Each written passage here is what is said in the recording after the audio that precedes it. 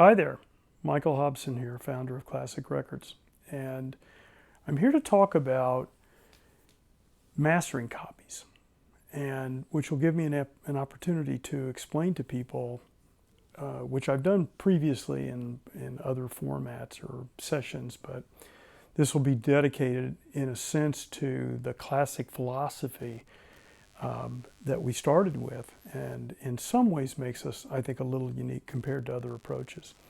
So, as an example, when somebody goes to reissue a record, historically, reissue labels have taken different approaches. Sometimes they just get the master tape or a version of the master tape, and then they do to it what they think is best. In other words, they put their fingerprint on it, and you get something that has some relationship to other copies, previous copies, original copies, and so forth. Coming from a collector's background and from an audiophile background when I started Classic Records, my approach from the onset was to get a number of original copies or different versions of same, first copies, second copies, half-speed mastered copies, copies from other reissue labels that maybe had done the title previously, and use those for comparison to kind of get an idea relative to the master tape, where things were and what had to be done. And so here's a couple of examples. So one of the great examples is Bruce Springsteen, Born to Run. This is a record, along with a few others, like Kind of Blue that we did for Columbia, that had never been done before outside of Columbia. That is, outside of the record company, right? They just didn't license these types of titles. However, there were a number of different versions of this. This is the Classic Records 200-gram copy, which I think is going to go up for auction. I believe this might be one of the last, if not the last, copies of my play copies. And as such, so when we approached this title from my collection, I pulled out a couple of things to do comparisons of. And these are both original copies, but different versions. So this was an original Columbia version of that record, so we used that. So it's marked on the back, Mastering Comparison, and it's one of the two copies that at least exists that we used for comparative purposes.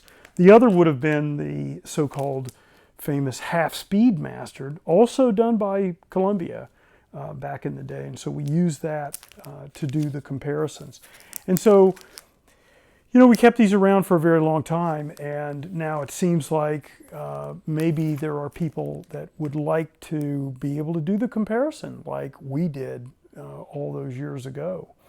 So these three are going to be offered up. The original, not the original, but the classic pressing, along with the two originals that were used for comparison. Another example, Alan Parsons' I, Robot.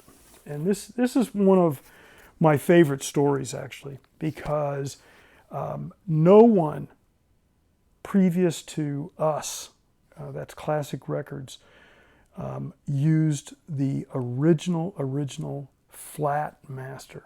And that, a lot of people are going to be excited about that. And they go, that's not true, but I promise you it is.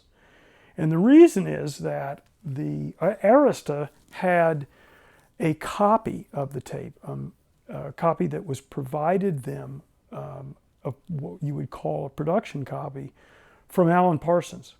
And Alan himself retained the original flat masters.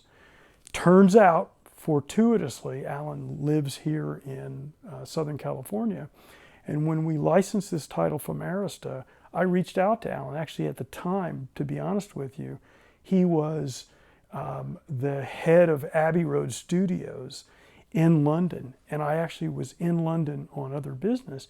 And I stopped by and had a meeting with Alan at Abbey Road and asked him about this title. And he said, oh yeah, mate, I've got the masters. And I said, we'd like to do it from the masters with your participation. And he said, sure, I've never been asked before. And so rolled the tape forward a little bit, and he rolled up to Grundman Studios with the masters under his arm, and we went to work on it.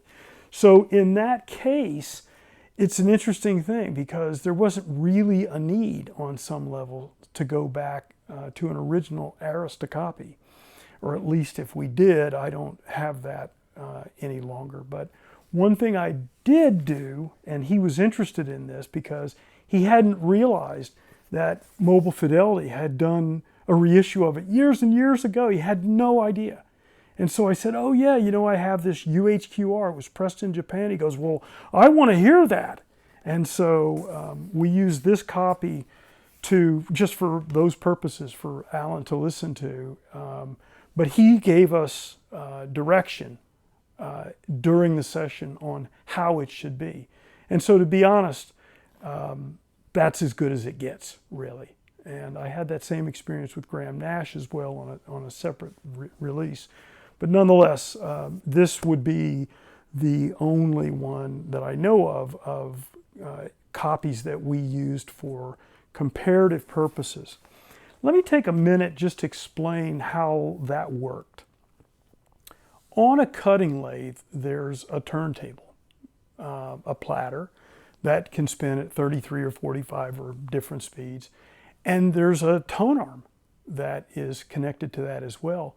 So at Grundman's, we would put an original copy or copies on the turntable, the lathe, and we would cue the tape up to the very beginning, and then we drop the needle and either start the original copy we were going to compare, or one version of the release that we were going to compare, and just before doing that or just after dropping the needle, he would hit the start button on the tape machine.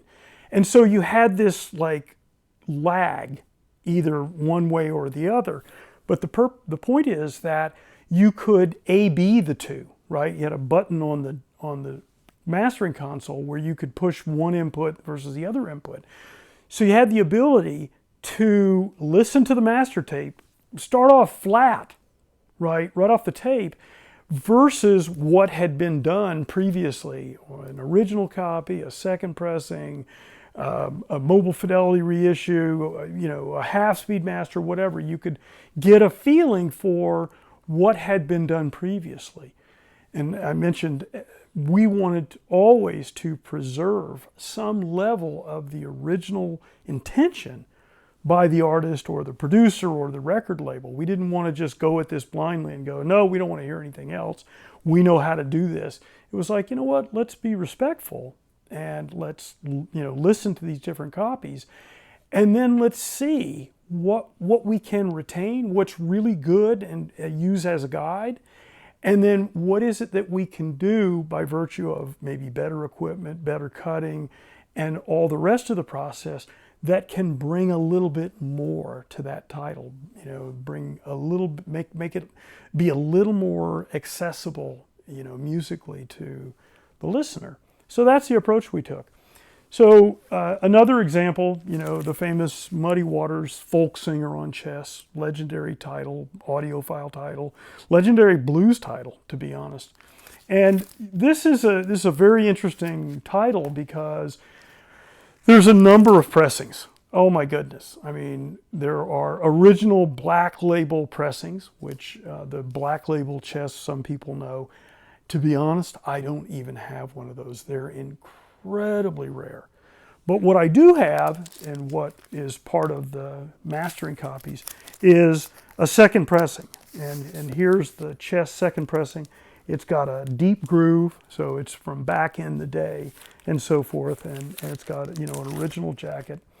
And then there's another version that is a little thinner vinyl, also a deep groove pressing though. So this is the orange label chess that came thereafter, and there were digital copies that were done from a digital master that were on LP. The original master, or the analog master, got transferred to digital at some point and then Universal, I think, owned chess at the time as well. brought it out. But, you know, we didn't really, we listened to the digital remastering or whatever, but, you know, it was a little bright and edgy and so forth. So we kind of discounted that. But these two copies are actually really quite good and a pretty darn good representation of what's on the tape, albeit not a perfect one. And I think we were able to best it in many ways. Sadly, this title is one of the ones we believe, we don't know with certainty, that was affected by the Universal Studios fire. And so I don't believe, and as far as I know, the master tape for this may not be usable, but even if it is usable, I don't think anybody will ever get to use it again. And so this folk singer that we put out, I believe to be one of, if not the definitive versions. And you got an opportunity, I think, by virtue of us doing these mastering comparison copies, along with what I think may be one of the last copies of this that is in my Play archive. You got an opportunity, if people are interested in listening to the copies that Grunman and I listened to when we did the mastering. And I think it's a unique opportunity, and obviously these are stickered and so forth, so they have some collectability because of their provenance and what they were used for. So yeah, I just wanted to take a few minutes to do a little bit of an explanation so that people can take a look at that if they want to and understand what these comparison copies are all about. All right? Be on the lookout. There's some pretty cool stuff coming, including some Led Zeppelin stuff. So, see you soon.